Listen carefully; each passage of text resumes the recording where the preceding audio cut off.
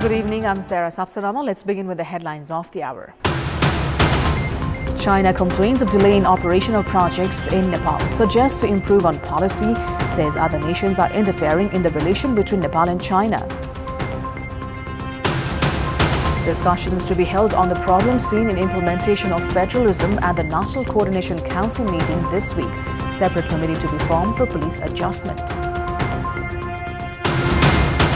Nitish Kumar takes oath as the Chief Minister of the Indian state of Bihar for the 9th time, hours after he tendered his resignation as the Chief Minister of the RJD-JDU government.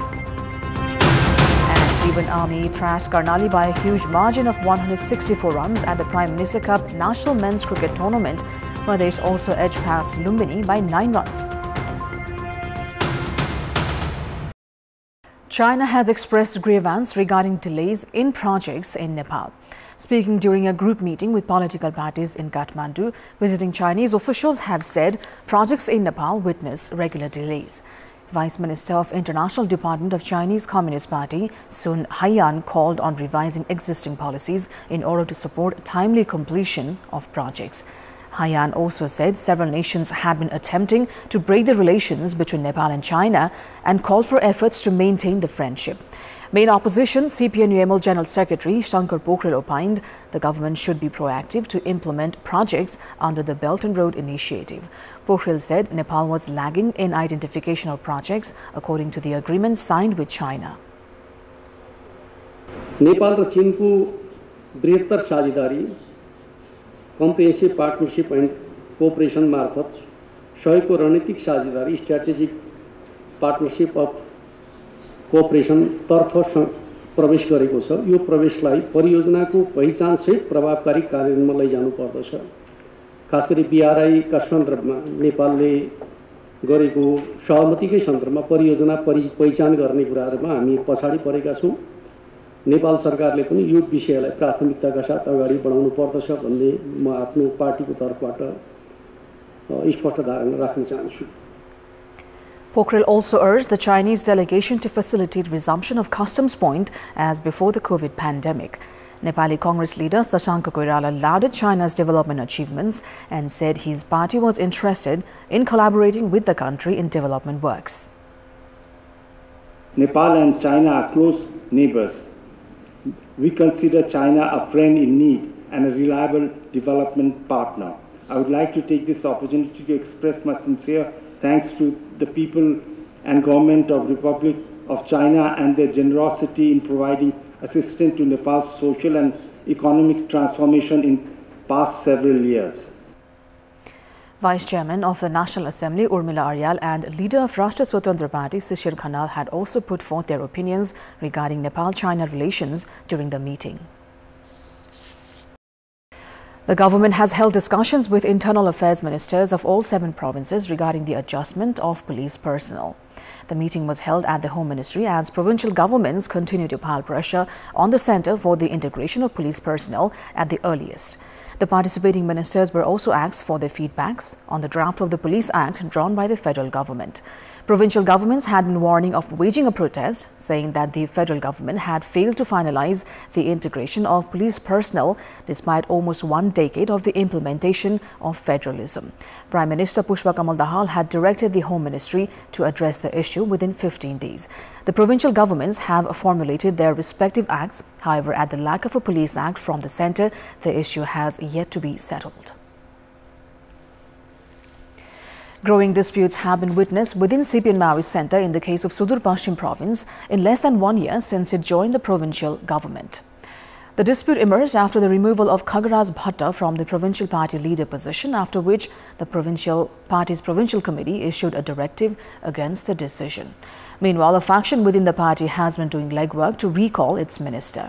Of the 11 provincial assembly members from the party, 6 had voted to replace Khagaraj Bhatta with Man Bahadur Dhami on Friday.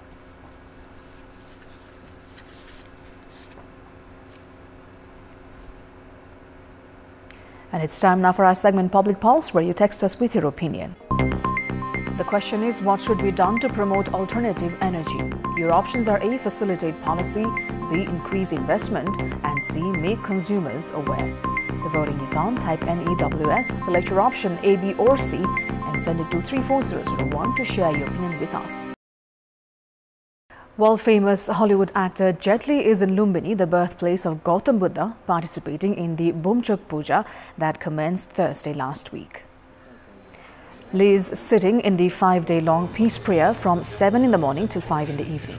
The peace prayer is being held under the Mahayana tradition in memory of the great master. 61-year-old Jet Li is a Chinese-born Singaporean martial artist, actor and film producer. He is also 5 times winner of the Chinese Wushu Championship. Li had began his career in acting with a 1982 film called Shaolin Temple, and he debuted in Hollywood in 2000 with the movie Romeo Must Die. Li will participate in the peace prayer till tomorrow. Sources close to Li have said he wants to keep his Nepal visit private. Time now for international update.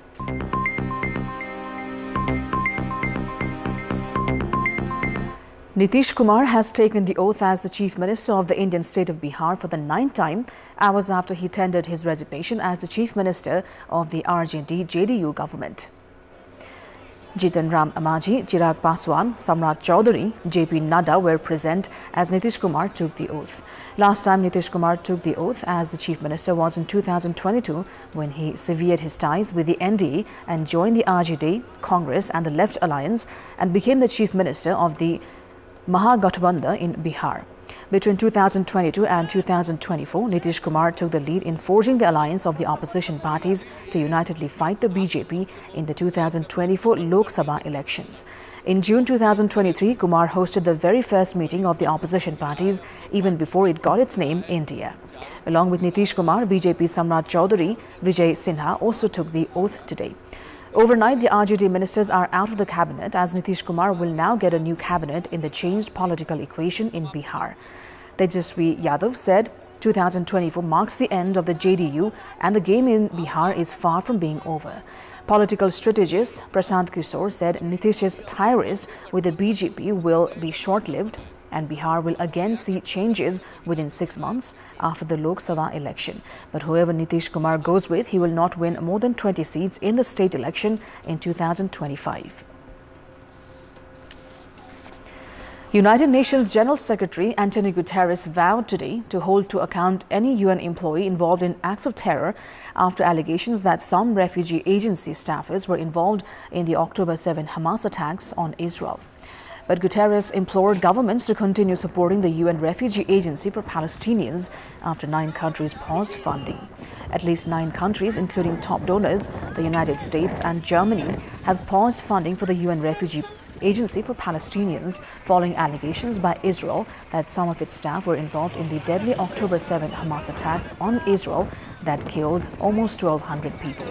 The Enclave's health ministry has said more than 26,000 people have been killed in Israel's military campaign against Hamas in Gaza.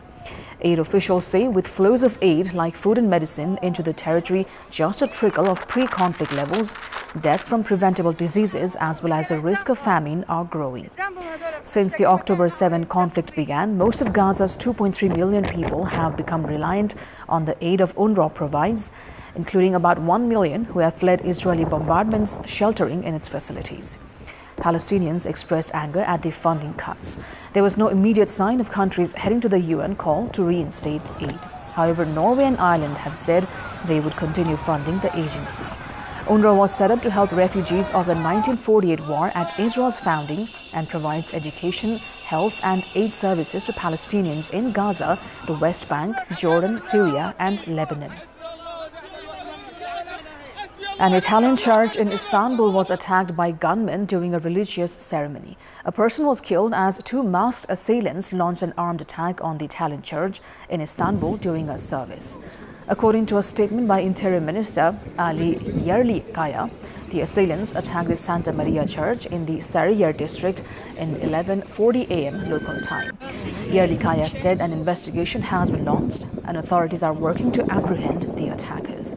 The mayor of Istanbul, Ekrem İmamoğlu, also condemned the attack. It was not immediately clear what the motive for the attack was. Last December, Turkish security forces detained 32 suspects for alleged links to Islamic State militants who are planning attacks on churches and synagogues, as well as the Iraqi embassy. IS extremists have carried out several attacks on Turkish soil, including a 2017 assault on an Istanbul nightclub that killed 39 people. Thailand and China have agreed to waive visa requirements for each other's nationals to facilitate travel and tourism between the two countries, which took a hit from the COVID-19 pandemic.